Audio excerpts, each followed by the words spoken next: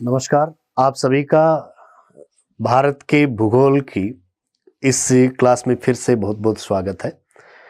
भारत के भूगोल के सिलेबस में आपके जो जो बिंदु दिए गए थे उनमें सबसे पहले टॉपिक की हम बात कर रहे थे और सबसे पहला टॉपिक आपके सिलेबस में जो दिया गया है वो है कौन सा? भारत के भौतिक प्रदेश। भारत के भौतिक प्रदेशों से जो प्रश्न पूछे जाते हैं उन प्रश्नों को ध्यान में रखते हुए हम यहाँ पर सारी बात कर रहे हैं। और देखिए, भारत के भौतिक प्रदेशों को हमने जो सामान्य भौतिक विशेषताएं उसके आधार पर देखा जाए तो पूरे देश को हमने 4 या 5 मुख्य भौतिक प्रदेशों में बांट सकते हैं। अपने अध्ययन की सुविधा की दृष्टि से हमने भारत को 5 मुख्य भौतिक प्रदेशों में विभक्त किया था और उन 5 प्रदेशों में से सबसे पहला जो भौतिक प्रदेश है जिसका नाम है उत्तरी पर्वतीय प्रदेश। पिछली जो 2 क्लास थी उनमें हमने उत्तरी पर्वतीय प्रदेश की कुछ जानकारियां ली है, लेकिन ये भौतिक प्रदेश परीक्षाओं की दृष्टि से बहुत ज़्यादा महत्वपूर्ण है और इसमें से प्रश्न भी बहुत ज़्यादा आते हैं। इसलिए यहाँ पर हमें इसको थोड़ा सा विस्तार से देखना होता है, इसलिए इसकी कुछ जो बातें बची हुई हैं वो बातें हम यहाँ पर इस क्लास में आप देखेंगे। तो देखिए, उत्तरी पर्वतीय प्रदेश जो भारत का पहला भौतिक प्रदेश है, इस भौतिक प्रदेश को सामान्यतः हमने 3 भागों में विभक्त किया था। सबसे पहला भाग जिसकी हमने अब तक जानकारी ली वो था ट्रांस हिमालय क्षेत्र। ट्रांस हिमालय के बाद में हमने दूसरी शुरुआत की थी वो थी हिमालय की, और तीसरा जो भाग है इसका वो है पूर्वांचल की पहाड़ियों के रूप में।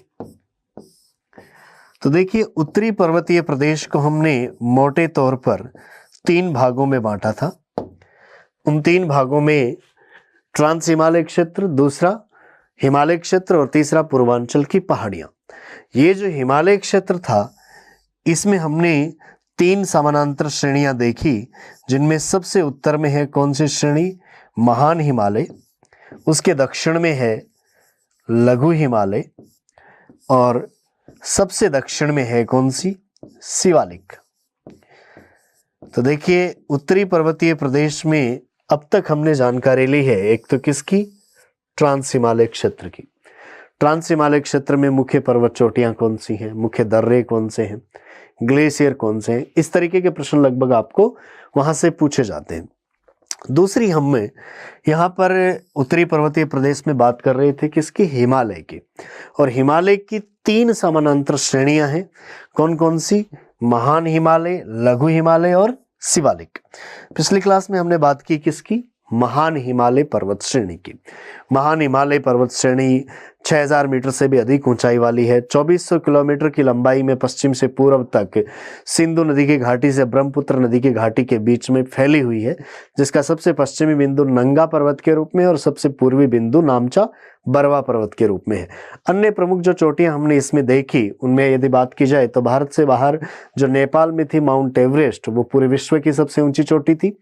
इसके अलावा सिक्किम में हमने बात की कंचनजंगा की, जो कि भारत की हिमालय में स्थित सबसे ऊंची चोटी है। और इसके अलावा उत्तराखंड में नंदा देवी। ये कुछ महत्वपूर्ण चोटियां हमने देखी।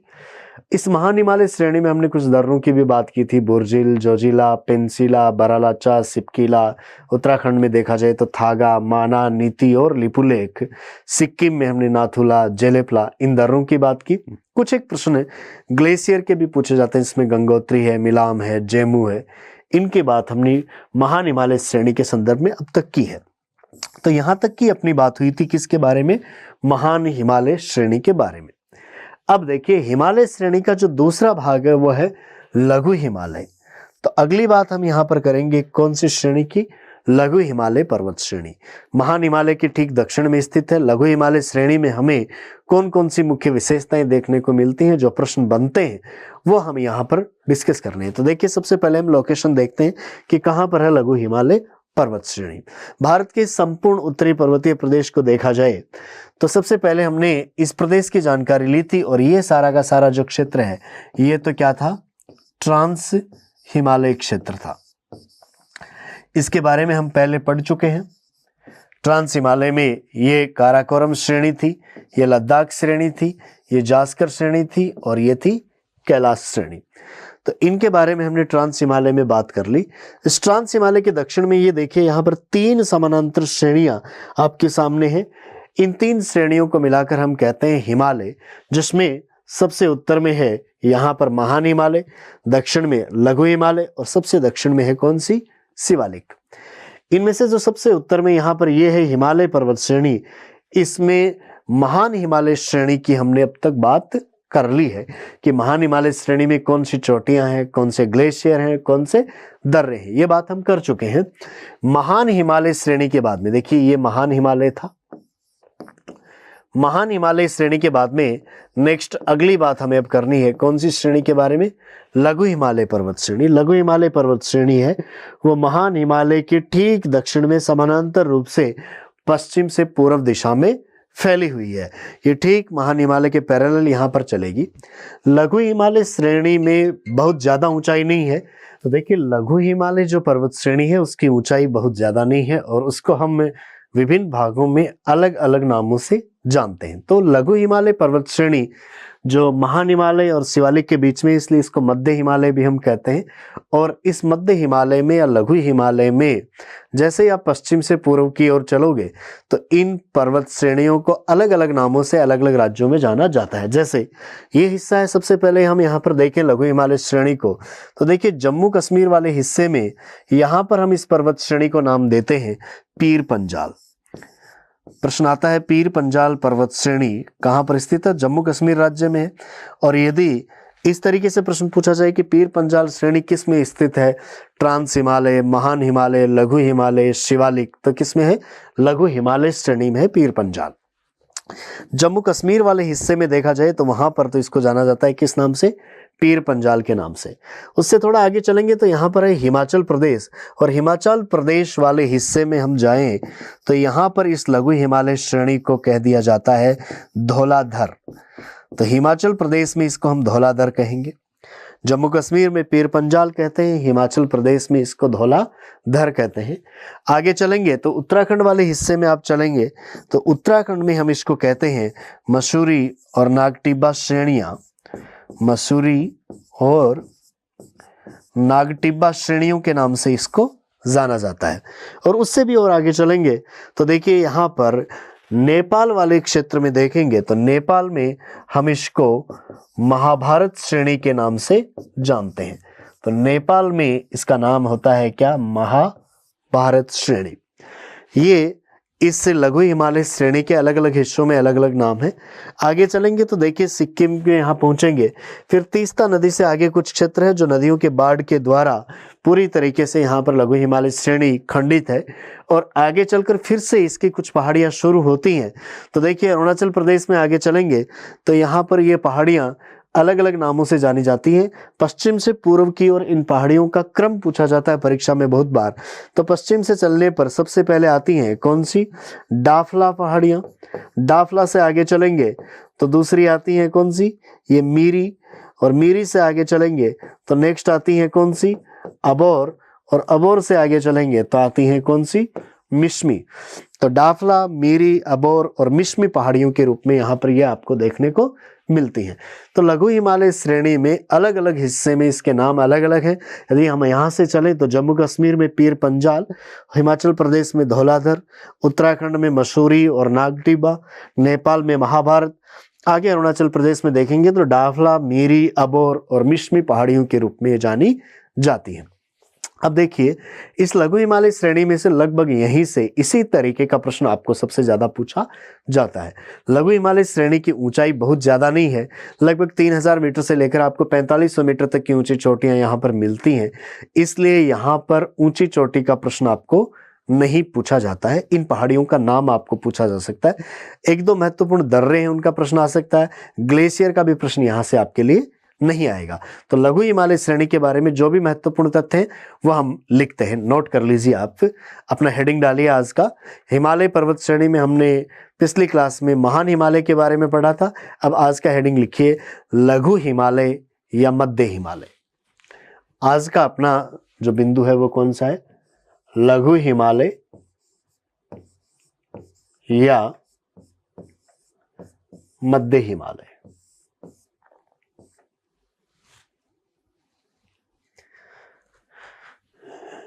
लिखिए सबसे पहला बिंदु लघु हिमालय के सामने। इसकी हम अवस्थिति की देखेंगे तो ये देखिए महान हिमालय के ठीक दक्षिण में समानांतर रूप से फैली हुई है। तो लिखिए ये है महान हिमालय के दक्षिण में, ये है महान हिमालय के दक्षिण में समानांतर रूप से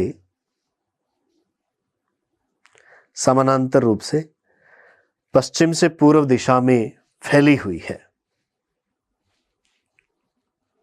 महान हिमालय के दक्षिण में समानांतर रूप से पश्चिम से पूर्व दिशा में फैली हुई है। अगला बिंदु, इस श्रेणी में 3000 मीटर से लेकर, इस श्रेणी में 3000 मीटर से लेकर 4500 मीटर तक, 3000 मीटर से लेकर 4500 मीटर तक ऊंची चोटियां स्थित हैं। ऊंची चोटियां स्थित हैं।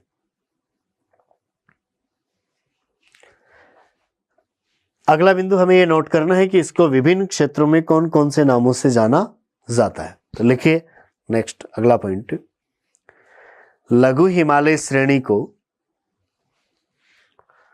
लघु हिमालय श्रेणी को विभिन्न क्षेत्रों में अलग अलग नामों से जाना जाता है। विभिन्न क्षेत्रों में अलग अलग नामों से जाना जाता है।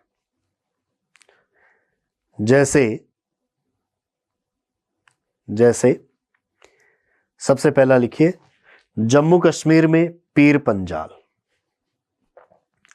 जम्मू कश्मीर में पीर पंजाल।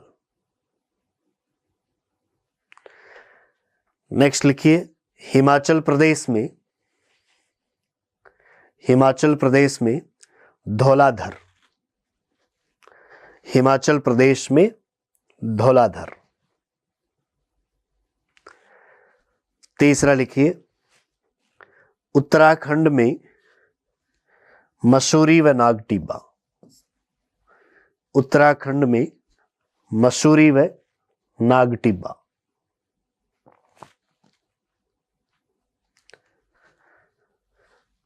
और नेक्स्ट लिखिए नेपाल में महाभारत, नेपाल में महाभारत।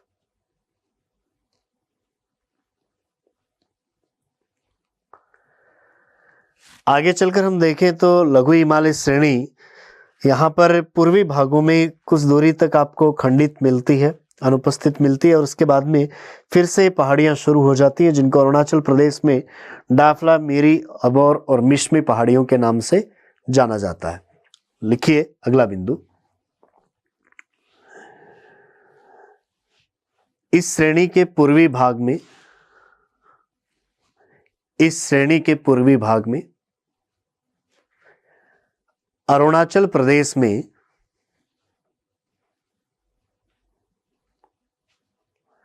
अरुणाचल प्रदेश में पश्चिम से पूर्व की ओर, पश्चिम से पूर्व की ओर पहाड़ियों को क्रमशः,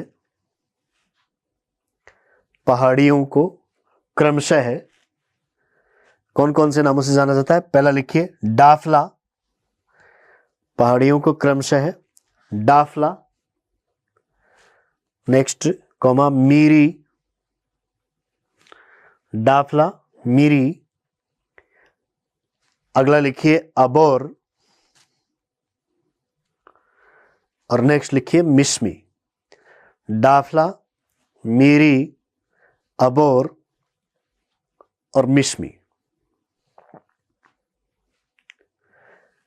आदि नामों से जाना जाता है, आदि नामों से जाना जाता है।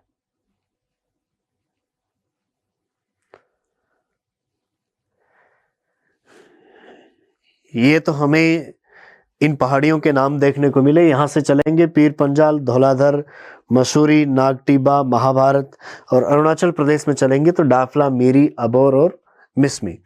लगभग ये प्रश्न आपको अधिकतर यहाँ से पूछा जाता है।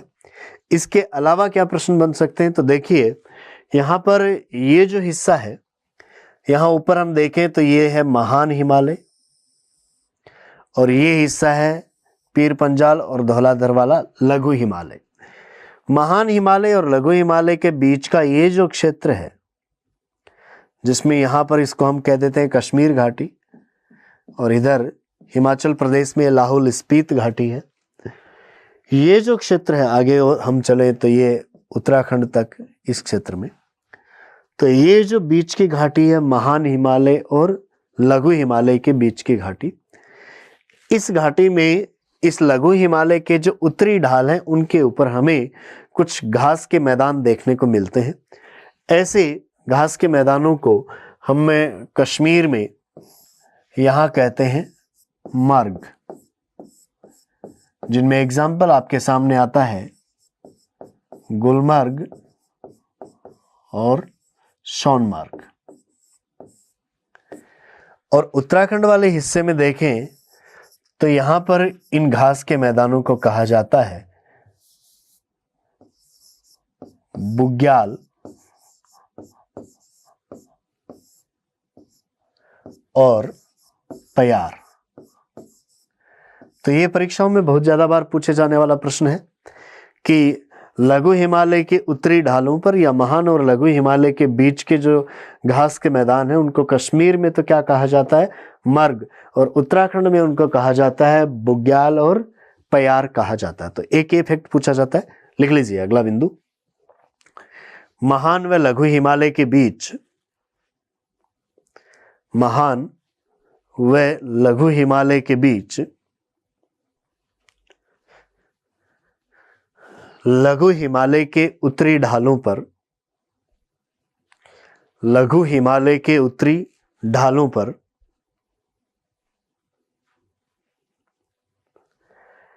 घास के मैदान पाए जाते हैं, घास के मैदान पाए जाते हैं,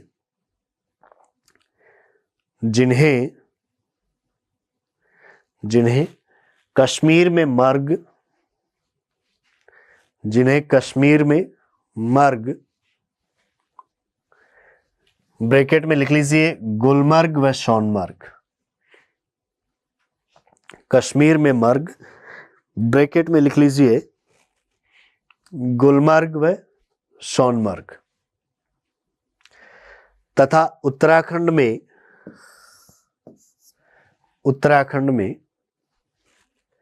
बुग्याल व पयार कहा जाता है। उत्तराखंड में बुग्याल व पयार कहा जाता है। तो देखिए ये प्रश्न पूछा जाता है महान हिमालय और लघु हिमालय के बीच की घाटी के घास के मैदानों के संदर्भ में कश्मीर में मर्ग और उत्तराखंड में बुग्याल और पयार के नाम से जाना जाता है। इसके अलावा लघु हिमालय श्रेणी में आपके लिए एक प्रश्न और बन सकता है, और वह प्रश्न बन सकता है दर्रे का। लघु हिमालय श्रेणी में कौन से मुख्य दर्रे हैं और कौन से स्थानों को आपस में जोड़ते हैं, उनकी हम यहाँ पर बात करेंगे। तो देखिए अगली बात हमें करनी है लघु हिमालय श्रेणी के प्रमुख दर्रे। तो बहुत ज्यादा दर्रे आपको यहाँ पर नहीं देखने हैं। महान हिमालय श्रेणी में हमने काफी ज्यादा दर्रे देखे, लेकिन लघु हिमालय श्रेणी में बहुत ज्यादा दर्रे आपको नहीं याद करने हैं। कुछ महत्वपूर्ण 2-3 दर्रे हैं, उनको हमें ध्यान में रखना है। तो देखिए सबसे पहले स्थिति देख लीजिए। यहाँ पर ये जो हिस्सा है जिसको हम पहले पढ़ चुके थे, ये तो है कौन सा, ट्रांस हिमालय का क्षेत्र है। यहाँ पर हिमालय श्रेणी में सबसे उत्तर में ये श्रेणी हमने पढ़ी थी, कौन सी, ये महान हिमालय श्रेणी थी। और महान हिमालय श्रेणी के दक्षिण में ये यहाँ पर जो दूसरी श्रेणी है उसका नाम है क्या, लघु हिमालय, जिसके बारे में हम जानकारी ले रहे हैं। और सबसे दक्षिण में ये जो है वो तीसरी पर्वत श्रेणी होगी, कौन सी, शिवालिक। अब स्थिति है हम इस बीच वाली श्रेणी या लघु हिमालय के बारे में पढ़ रहे हैं। महान हिमालय श्रेणी में यहाँ पर आपने कई दर्रे देखे थे, जिनमें यहाँ पर था बुर्जिल, यहाँ जोजिला, यहाँ पेंसिला, यहाँ हमने देखा बारालाचा, इधर हमने देखा शिपकीला, आगे उत्तराखंड में थागा, माना, नीति और लिपुलेख, इन दर्रों की तो हमने बात की थी, वो सारे के सारे किस में थे? महान हिमालय श्रेणी में। अब दूसरे दर्रे हमें देखने हैं, वो किस में? लघु हिमालय श्रेणी में देखने हैं। तो देखिए ये लघु हिमालय श्रेणी की स्थिति है, और लघु हिमालय श्रेणी के इस भाग को जो कश्मीर में है, इसको हमने अभी बात की थी, किस नाम से जाना जाता है? पीर पंजाल के नाम से जाना जाता है। तो ये लघु हिमालय की पीर पंजाल श्रेणी है। इस पीर पंजाल श्रेणी के उत्तर में तो है श्रीनगर, और दक्षिण में है कौन सा?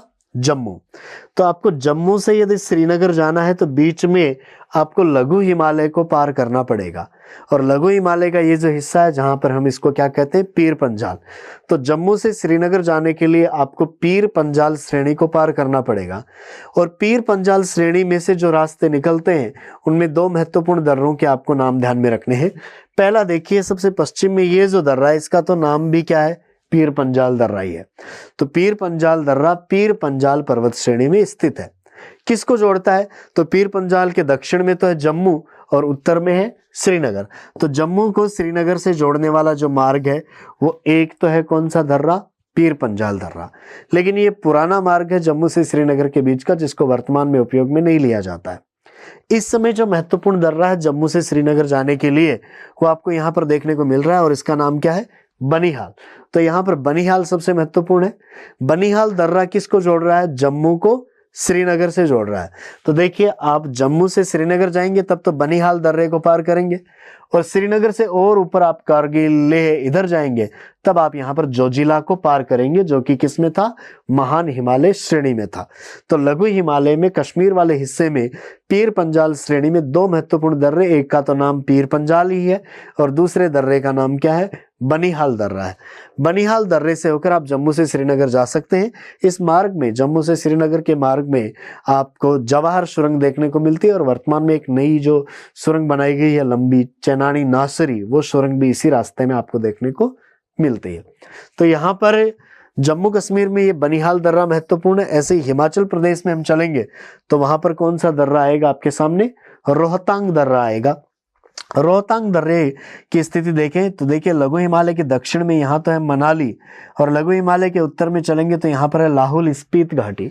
तो मनाली से लाहौल स्पीति घाटी की ओर जाना है तो कौन सा दर्रा जोड़ता है? रोहतांग दर्रा जोड़ता है। तो लघु हिमालय श्रेणी के लगभग दो दर्रों की आपको बात करनी है, एक बनिहाल की हम बात करेंगे और एक रोहतांग की। ये दो इंपॉर्टेंट है। और वैसे देखा जाए तो एक तीसरा भी हमने यहाँ पर लिखा हुआ है, कौन सा? पीर पंजाल।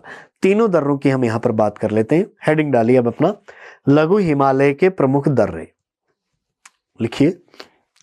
लघु हिमालय के प्रमुख दर्रे।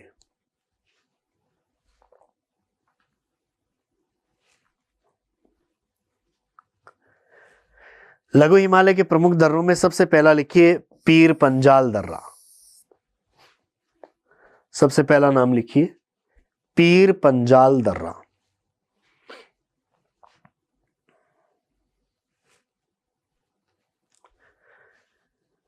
और पीर पंजाल दर्रा देखिए जम्मू कश्मीर में पीर पंजाल श्रेणी में है, और जम्मू को श्रीनगर से जोड़ने वाला ये एक प्राचीन मार्ग है।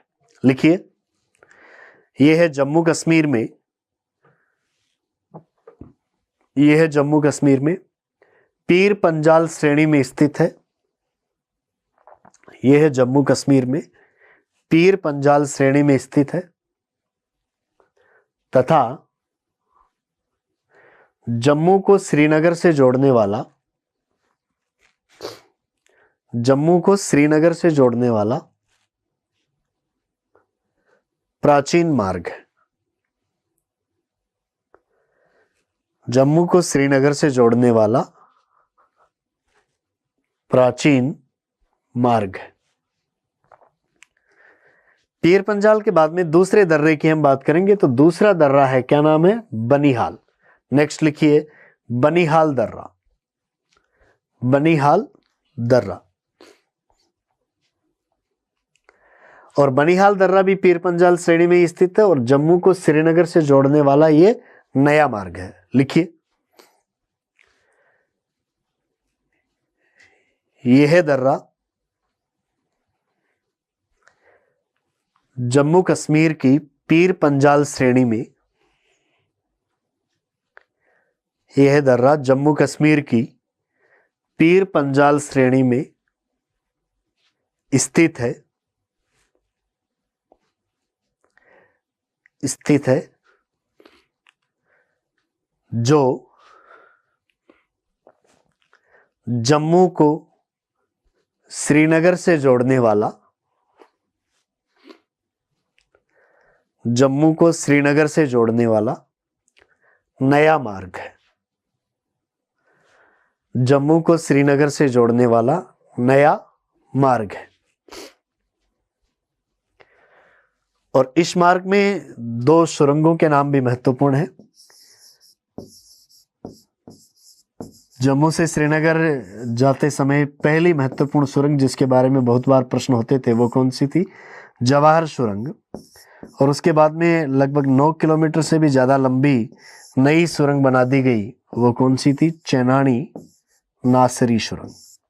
लिखिए, इस मार्ग में जवाहर सुरंग तथा चेनानी नासरी सुरंग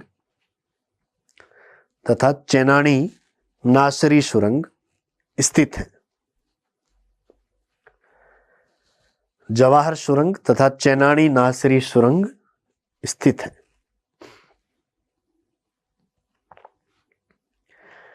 तो ये तो बात हुई जम्मू कश्मीर राज्य में पीर पंजाल श्रेणी में जो 2 दर्रे हैं, पीर पंजाल दर्रा और बनिहाल।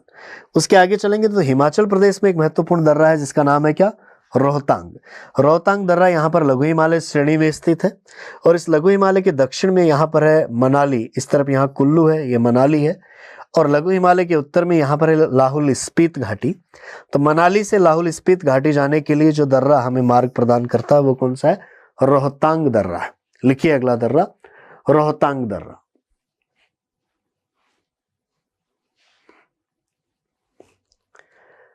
रोहतांग दर्रे के सामने लिखिए, यह है हिमाचल प्रदेश में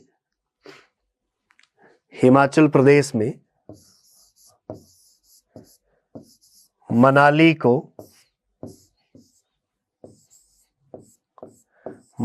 को लाहौल स्पीत से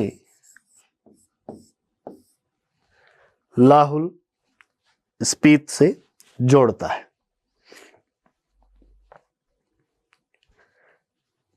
लाहौल स्पीत से जोड़ता है। और आगे चलकर आप यदि लाहौल स्पीत से आगे बरालाचा दर्रे को पार करेंगे तो लेह तक जा सकते हैं।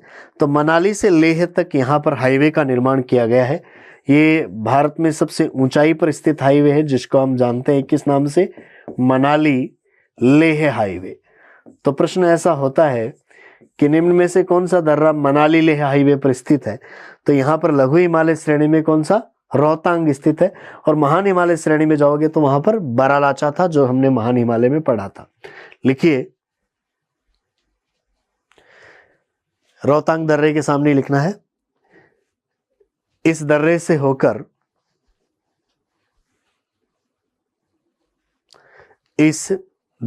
होकर मनाली लेह हाईवे गुजरता है। मनाली लेह हाईवे गुजरता है, जो भारत का सबसे ऊंचा हाईवे है। जो भारत का सबसे ऊंचा हाईवे है। तो ये बात हुई यहां पर दर्रों की। तो देखिए, लघु हिमालय श्रेणी में बहुत ज्यादा प्रश्न नहीं बनते हैं। लघु हिमालय श्रेणी में पहला प्रश्न तो आपके सामने ये बनता है कि ये महान हिमालय के दक्षिण में समानांतर रूप से फैली हुई है। ऊंचाई इसमें ज्यादा नहीं है, लगभग 3000 मीटर से लेकर 4500 मीटर तक की चोटियां इसमें पाई जाती हैं। इसे विभिन्न राज्यों में अलग नामों से जाना जाता है, जैसे जम्मू कश्मीर में पीर पंजाल, हिमाचल प्रदेश में धौलाधर, उत्तराखंड में मसूरी व नागटिब्बा, नेपाल में महाभारत और आगे अरुणाचल प्रदेश में डाफला, मीरी, अबोर और मिश्मी पहाड़ियों के नाम से जाना जाता है। एक लघु हिमालय के उत्तर में कुछ घास के मैदान है जिनको हम कश्मीर में मर्ग और उत्तराखंड में बुग्याल और प्यार कहते हैं। और अगला प्रश्न आपको पूछा जाता है दर्रों के बारे में। तो जम्मू कश्मीर में एक महत्वपूर्ण दर्रा आपको बनिहाल ध्यान में रखना है कि जो कि जम्मू को श्रीनगर से जोड़ता है। और दूसरा हिमाचल प्रदेश में देखें तो रोहतांग हमें ध्यान में रखना है जो कि मनाली को लाहौल स्पीत घाटी से जोड़ने का काम करता है। ये सारी जानकारी थी कौन सी श्रेणी के बारे में, लघु हिमालय श्रेणी के बारे में। तो महान हिमालय में हमें जानकारियां कुछ ज्यादा पढ़ने को मिली, लघु हिमालय में हमें कुछ कम पढ़नी है, और शिवालिक की हम बात करेंगे तो शिवालिक में हमें और भी कम जानकारियां पढ़नी है। तो देखिए नेक्स्ट अगली बात अब हम करेंगे इस हिमालय श्रेणी के तीसरे भाग की, जिसका नाम है क्या, शिवालिक श्रेणी या शिवालिक हिमालय। शिवालिक हिमालय के बारे में आपको जो चर्चा करनी है, देखिए आप फिर से भारत के नक्शे में एक बार देख लीजिए। यहाँ पर ऊपर वाला भाग है, इसको हमने ट्रांस हिमालय नाम दिया था, जिसमें ये काराकोरम श्रेणी है, उसके नीचे ये लद्दाख श्रेणी थी, उसके नीचे ये जास्कर श्रेणी थी, यहाँ पर ये कैलाश श्रेणी थी। उसके बाद में हम चले तो ये थी महान हिमालय श्रेणी। महान हिमालय के दक्षिण में चले तो ये लघु हिमालय था, जिसका ये भाग पीर पंजाल, ये भाग धौलाधर, ये मसूरी, नागटिब्बा, और यहाँ पर आगे नेपाल में ये महाभारत था। अब इस लघु हिमालय के दक्षिण में ये जो श्रेणी है, इस श्रेणी को हम जानते हैं किस नाम से, शिवालिक श्रेणी के नाम से जानते हैं। तो शिवालिक श्रेणी हिमालय के सबसे बाहरी भाग में सबसे दक्षिण में स्थित है। इसको शिवालिक हिमालय भी हम कहते हैं, और इसको बाह्य हिमालय के नाम से भी जाना जाता है। महान हिमालय आंतरिक हिमालय था, लघु हिमालय मध्य हिमालय था, और शिवालिक हिमालय है वो कौन सा है, बाह्य हिमालय के नाम से जाना जाता है। ऊंचाई इसकी ज्यादा नहीं है, लगभग 1000 मीटर से लेकर 1500 मीटर तक की चोटियां कुछ देखने को मिल जाती हैं, बहुत ज्यादा ऊंचाई इसकी नहीं है। तो यहाँ पर ऊंची पर्वत चोटी का, ग्लेशियर का, दर्रों का, इस तरीके का प्रश्न आपको शिवालिक श्रेणी में नहीं पूछा जाता है। शिवालिक श्रेणी में जो महत्वपूर्ण प्रश्न बनते हैं, एक तो प्रश्न बनता है इसके निर्माण का, कि शिवालिक श्रेणी बनी कैसे। पहला प्रश्न तो इसके निर्माण का ही बनता है। तो देखिए निर्माण की क्या प्रक्रिया है। पहले निर्माण हुआ था सबसे पहले किसका, महान हिमालय का। महान हिमालय के बाद में कम ऊंचाई वाली बनी कौन सी, लघु हिमालय। उसके बाद में महान हिमालय और लघु हिमालय से जो भी नदियां आई, उन नदियों ने अपना अवसाद या कचरा या मलबा था वो लघु हिमालय के सामने जमा किया। तो देखिए अब तक की स्थिति क्या थी, पहले महान हिमालय बना, फिर उसके दक्षिण में क्या बना, लघु हिमालय बना।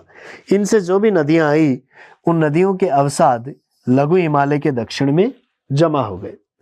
ये अवसाद धीरे धीरे जमा होते रहे, और बाद में ये संकुचन की जो प्रक्रिया हुई, यूरेशिया और भारत के स्थलखंड आपस में और दबाव डालने लगे, तो ये जो मलबाई अवसाद था ये ऊपर उठ गया, और कम ऊंचाई वाली एक श्रेणी यहाँ पर बन गई, जिसका नाम है क्या, शिवालिक श्रेणी।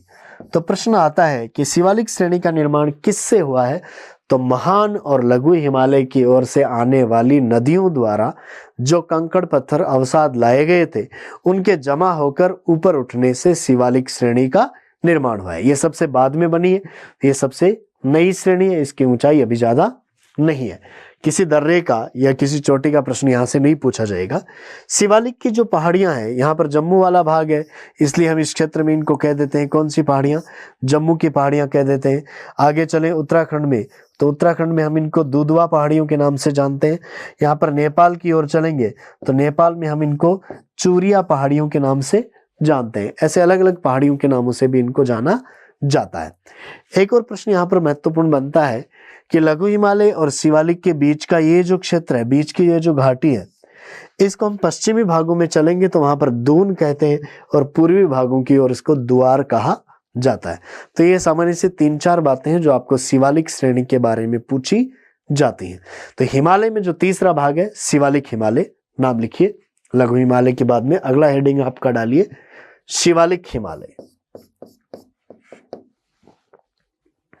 शिवालिक हिमालय लिखिए इसके सामने। यह है लघु हिमालय के दक्षिण में, लघु हिमालय के दक्षिण में समानांतर रूप से फैला हुआ है। लघु हिमालय के दक्षिण में समानांतर रूप से फैला हुआ है।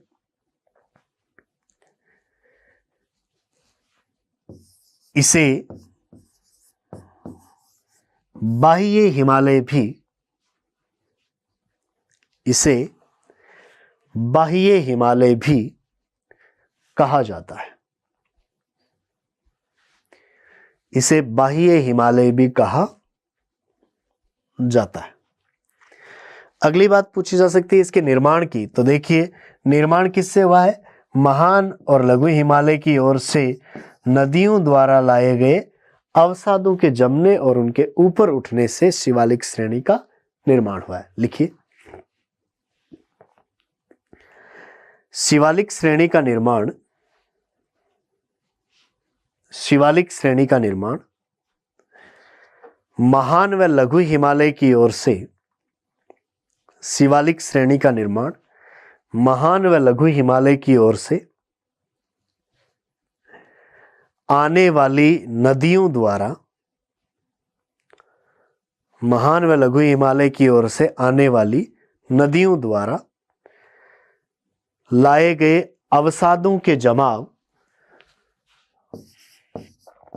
लाए गए अवसादों के जमाव एवं उनके ऊपर उठने से हुआ है। लाए गए अवसादों के जमाव एवं उनके ऊपर उठने से हुआ है।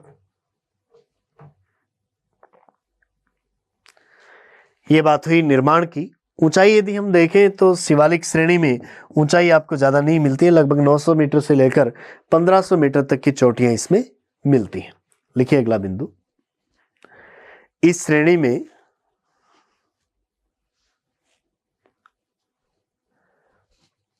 औसत 1500 मीटर, औसत 1500 मीटर ऊंचाई वाली चोटियां, ऊंचाई वाली चोटियां पाई जाती हैं, पाई जाती है।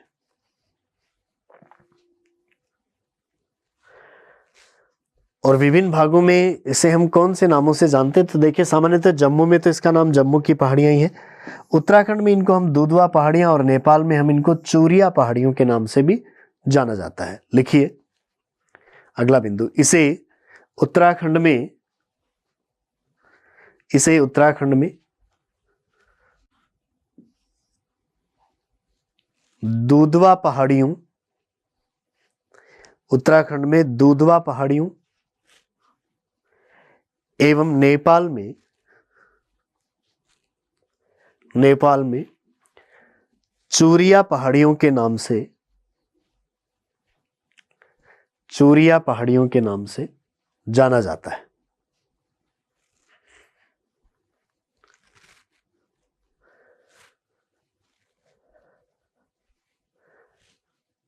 चूरिया पहाड़ियों के नाम से जाना जाता है।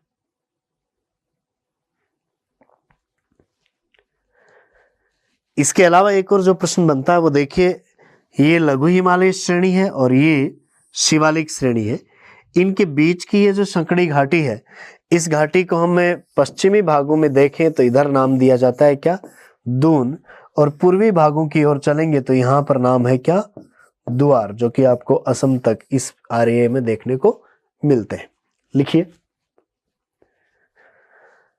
लघु हिमालय व शिवालिक, अगला पॉइंट लिखना है, लघु हिमालय व शिवालिक के बीच की घाटी को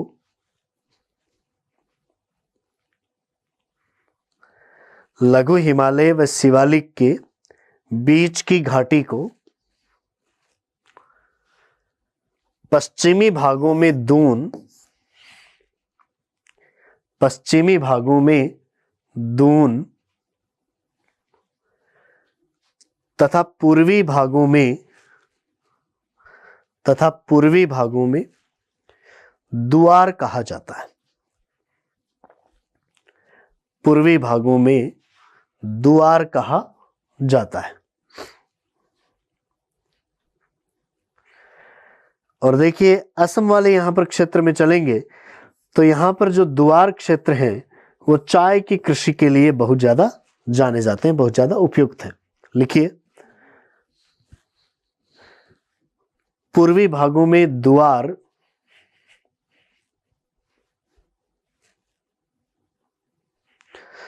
पूर्वी भागों में द्वार चाय की कृषि हेतु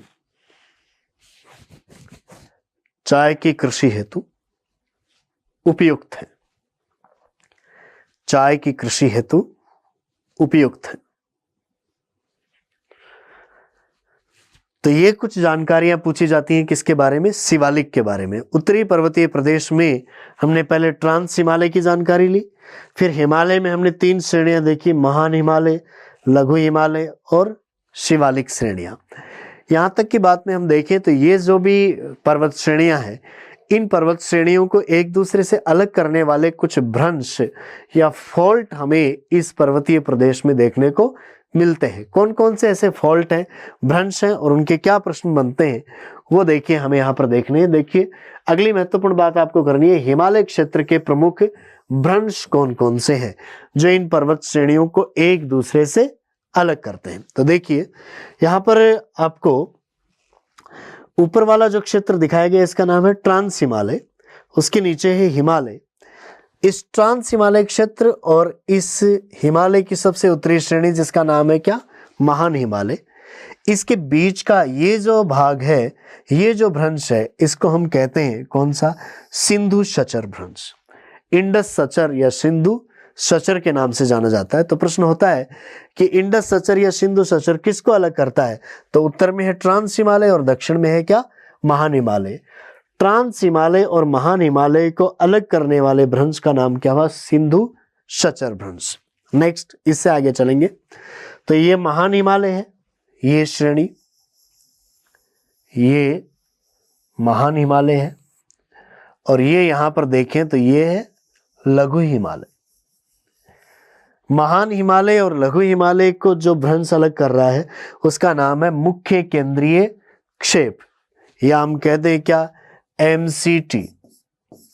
एमसीटी, मुख्य केंद्रीय क्षेप या main central thrust. Main central thrust या मुख्य केंद्रीय क्षेप किसको अलग करता है? महान हिमालय को लघु हिमालय से। नेक्स्ट आगे देखिए, ये लघु हिमालय था और यहां पर देखें तो ये है कौन सी पर्वत श्रेणी? शिवालिक। लघु हिमालय और शिवालिक के बीच में ये जो भ्रंश है इसका नाम है मुख्य सीमा भ्रंश, या हम कह दें MBF, मुख्य सीमा भ्रंश, main boundary fault. Main boundary fault या मुख्य सीमा भ्रंश। मैन का मतलब मुख्य, बाउंड्री का मतलब सीमा और फॉल्ट का मतलब क्या है? भ्रंश।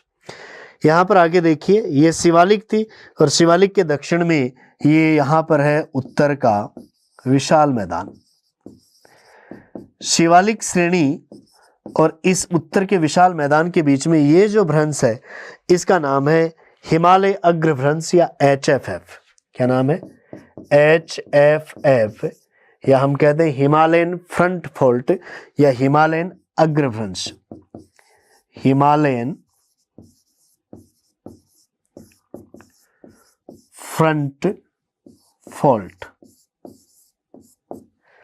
तो ये कुछ 4 मुख्य भ्रंश आपको ध्यान में रखने हैं। प्रश्न पूछा जाता है सिंधु सचर भ्रंश किसको अलग करता है? ट्रांस हिमालय को महान हिमालय से। मुख्य केंद्रीय क्षेप किसको अलग करता है? महान हिमालय को लघु हिमालय से। मुख्य सीमा भ्रंश किसको अलग करता है? लघु हिमालय को शिवालिक से। और हिमालय अग्र भ्रंश किसको अलग करता है? शिवालिक को उत्तर के विशाल मैदान से। ये मुख्य भ्रंश आपको यहां पर देखने हैं। लिखिए हिमालय क्षेत्र के प्रमुख भ्रंश। हिमालय क्षेत्र के प्रमुख भ्रंश। सबसे पहला लिख लीजिए सिंधु सचर भ्रंश। सिंधु सचर भ्रंश।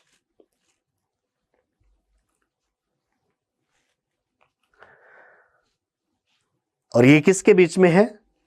ट्रांस हिमालय और महान हिमालय के बीच। तो सामने लिख लीजिए ट्रांस हिमालय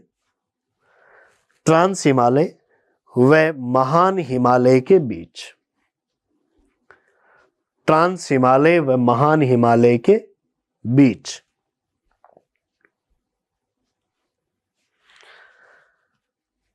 सिंधु सचर भ्रंश के बाद में दूसरा लिखिए मुख्य केंद्रीय क्षेप। मुख्य केंद्रीय क्षेप, ब्रैकेट में लिख लेना नाम MCT। मुख्य केंद्रीय क्षेप ब्रैकेट में लिख लेना MCT। और ये किसके बीच में है? महान हिमालय और लघु हिमालय के बीच। लिखिए सामने, महान हिमालय व लघु हिमालय के बीच। महान हिमालय व लघु हिमालय के बीच। महान हिमालय व लघु हिमालय के बीच। अब यहां से और दक्षिण में चलेंगे तो अगला भ्रंश है मुख्य सीमा भ्रंश, MBF।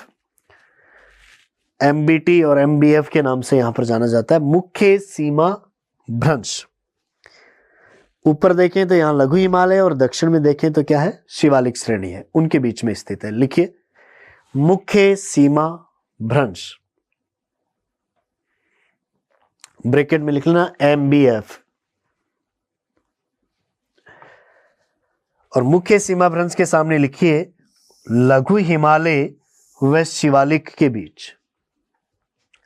लघु हिमालय व शिवालिक के बीच।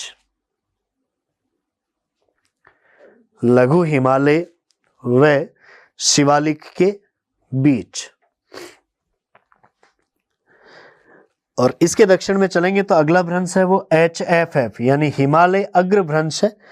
और हिमालय अग्र भ्रंश किसको अलग करता है? उत्तर में तो है शिवालिक और दक्षिण में है उत्तर का विशाल मैदान। तो शिवालिक के दक्षिण में आपको हिमालय अग्र भ्रंश मिलता है। लिखिए अगला हिमालय अग्र भ्रंश। हिमालय अग्र भ्रंश HFF। हिमालय अग्र भ्रंश HFF। और इसके सामने लिखिए शिवालिक एवं उत्तर के विशाल मैदान के बीच। शिवालिक एवं उत्तर के विशाल मैदान के बीच।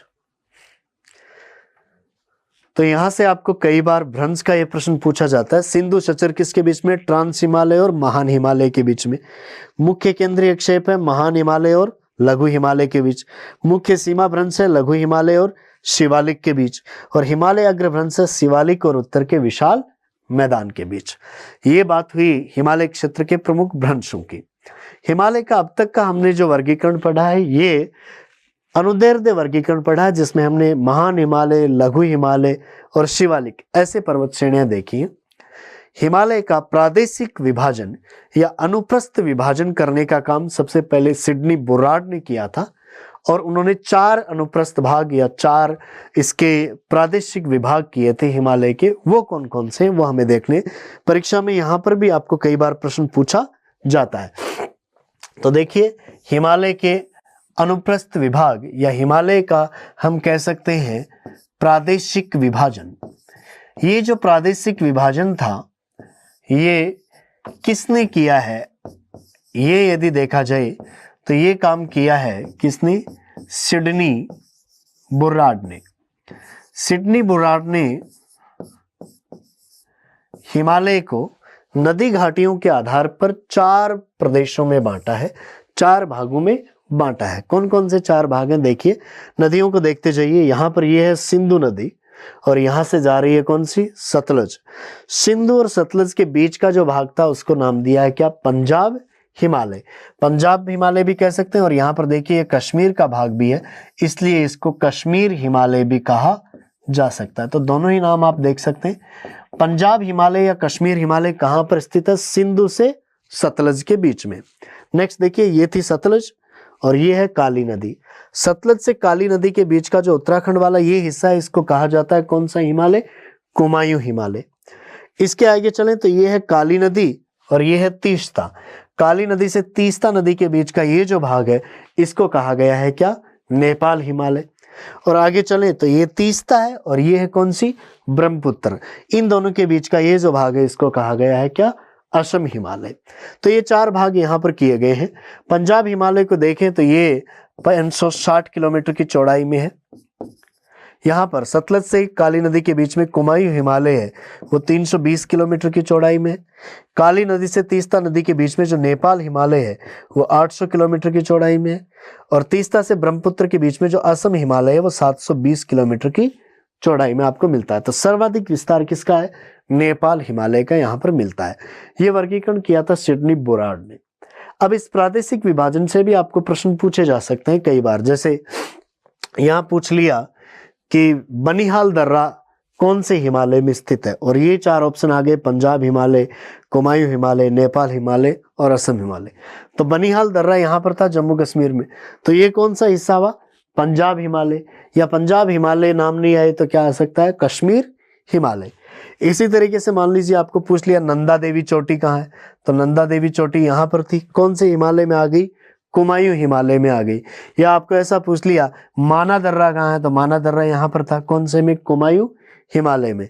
या आपको पूछ लिया नामचा बरवा चोटी कहाँ है, तो देखिए नामचा बरवा चोटी तो अरुणाचल प्रदेश में है, लेकिन इस पूरे एरिया को, तीस्ता से ब्रह्मपुत्र के बीच के एरिया को हम किस नाम से जानते हैं, असम हिमालय के नाम से जानते हैं। तो नामचा बरवा किस में हो गया, असम हिमालय में हो गया। इस तरीके से भी आपको प्रश्न पूछे जा सकते हैं। तो अगला बिंदु लिखिए, हिमालय के अनुप्रस्थ विभाग, हिमालय के अनुप्रस्थ विभाग या प्रादेशिक विभाजन। हिमालय के अनुप्रस्थ विभाग या प्रादेशिक विभाजन।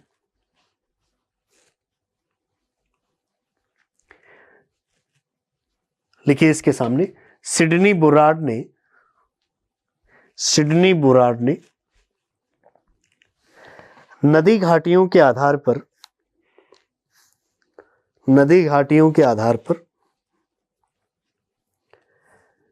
हिमालय को 4 अनुप्रस्थ भागों में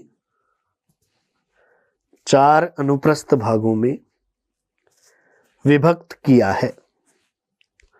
4 अनुप्रस्थ भागों में विभक्त किया है। सबसे पहला लिखिए पंजाब हिमालय या कश्मीर हिमालय। पंजाब हिमालय या कश्मीर हिमालय।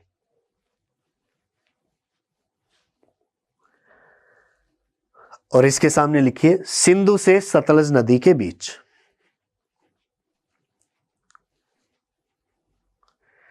सिंधु से सतलज नदी के बीच, ब्रैकेट में लिख लीजिए कितने किलोमीटर की चौड़ाई में, 560 किलोमीटर। सिंधु से सतलज नदी के बीच, और ब्रैकेट में लिख लीजिए 560 किलोमीटर। नेक्स्ट अगला नाम लिखिए कुमायूं हिमालय। कुमायूं हिमालय। और कुमायूं हिमालय के सामने लिखिए कौन सी नदियों के बीच में है, इधर है सतलज और इधर है कौन सी, काली। लिखिए सतलज व काली नदी के बीच। कुमायूं हिमालय के सामने लिखिए सतलज व काली नदी के बीच। और ब्रैकेट में कितनी दूरी में है लिख लीजिए 320 किलोमीटर। ब्रैकेट में लिखिए 320 किलोमीटर। नेक्स्ट तीसरा लिखिए नेपाल हिमालय। नेपाल हिमालय। और नेपाल हिमालय का विस्तार देखें तो इधर है काली नदी और इधर है कौन सी, तीस्ता नदी, इनके बीच में।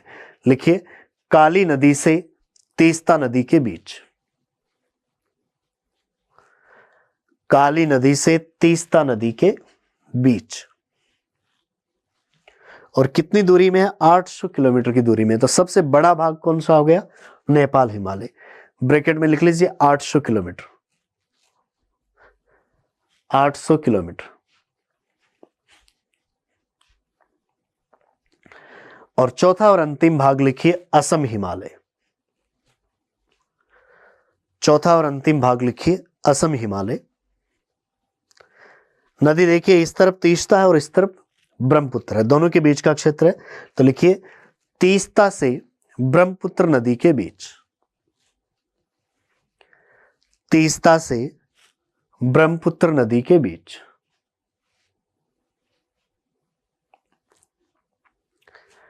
और ब्रैकेट में लिख लीजिए दूरी 720 किलोमीटर, 720 किलोमीटर।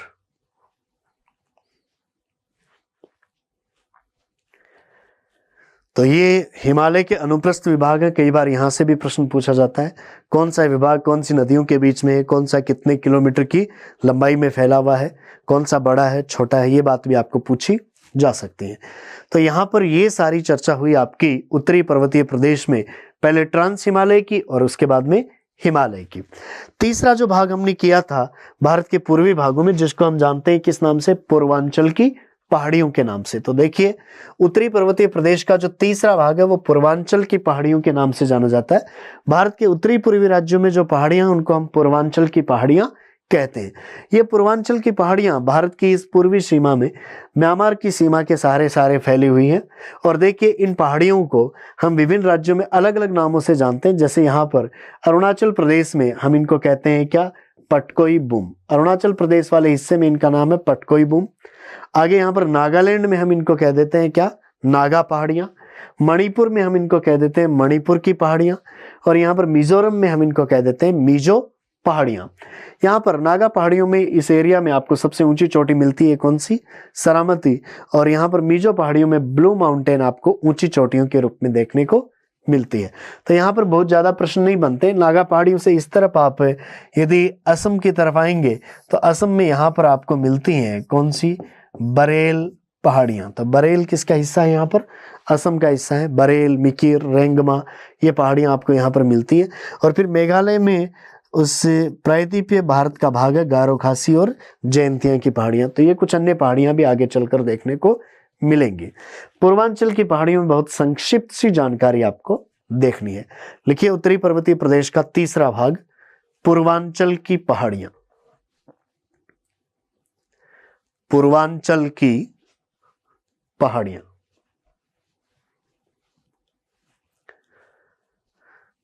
और लिखिए इसके सामने, ये भारत के उत्तरी पूर्वी राज्यों में, उत्तरी पूर्वी राज्यों में स्थित है, जिन्हें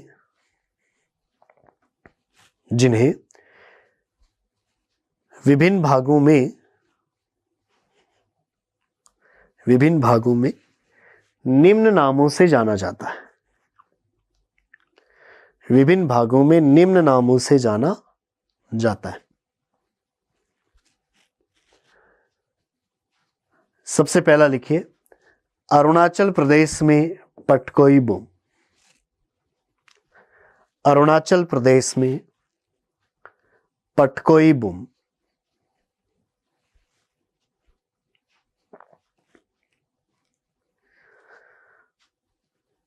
नेक्स्ट लिखिए, नागालैंड में नागा पहाड़ियां। नागालैंड में नागा पहाड़ियां। और नागा पहाड़ियों के ब्रैकेट में लिख लेना, सबसे ऊंची चोटी सरामती। नागा पहाड़ियों के ब्रैकेट में लिख लेना, सबसे ऊंची चोटी सरामती 3826 मीटर।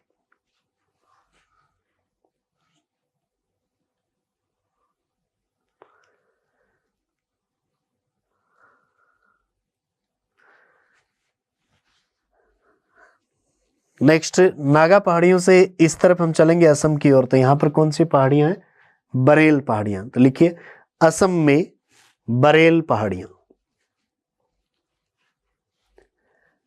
असम में बरेल पहाड़ियां।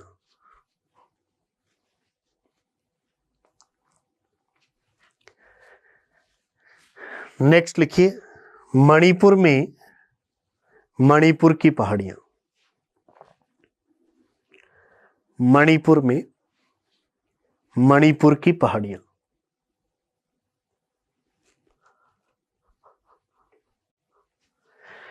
और उसके नीचे चलें तो मिजोरम में इनका नाम क्या है? मीजो पहाड़ियां, मीजो भी कहते हैं या लुशाई पहाड़ियां भी हम इनको कहते हैं। लिखिए,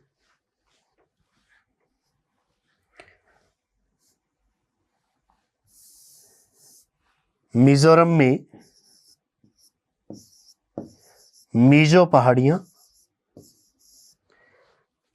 या लुशाई पहाड़ियां, मीजो पहाड़ियां या लुशाई पहाड़ियां,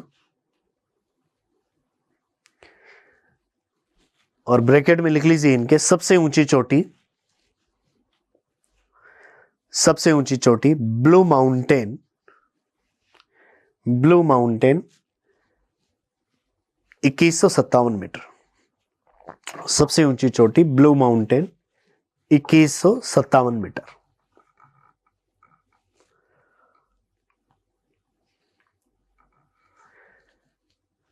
तो देखिए, ये कुछ पूर्वांचल की पहाड़ियों के नाम हैं। एक दो यहाँ पर महत्वपूर्ण दर्रे भी हैं जो इस तरफ म्यांमार से जोड़ने का काम करते हैं। जैसे अरुणाचल प्रदेश में यहाँ पर आपको एक दर्रा देखने को मिलता है जिसका नाम है दीफू दर्रा। तो दीफू दर्रा अरुणाचल प्रदेश में स्थित है और ये अरुणाचल प्रदेश को किससे जोड़ता है? इधर कौन सा देश है? म्यांमार से, उससे जोड़ने का काम करता है। यहाँ पर मणिपुर की पहाड़ियों में भी एक महत्वपूर्ण दर्रा है जिसका नाम है क्या? तुजू। तो तुजू और दीफू ये दो मुख्य नाम है दो दर्रों में जो आपको यहाँ पर ध्यान में रखने हैं। मणिपुर में यहाँ पर कौन सा? तुजू, और यहाँ पर अरुणाचल प्रदेश में दीफू। लिखिए, पूर्वांचल के प्रमुख दर्रे,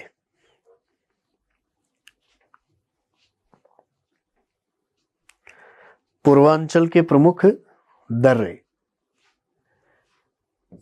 पहला लिखिए दीफू, दीफू, और दीफू के सामने लिखिए अरुणाचल प्रदेश को म्यांमार से जोड़ता है, अरुणाचल प्रदेश को म्यांमार से जोड़ता है।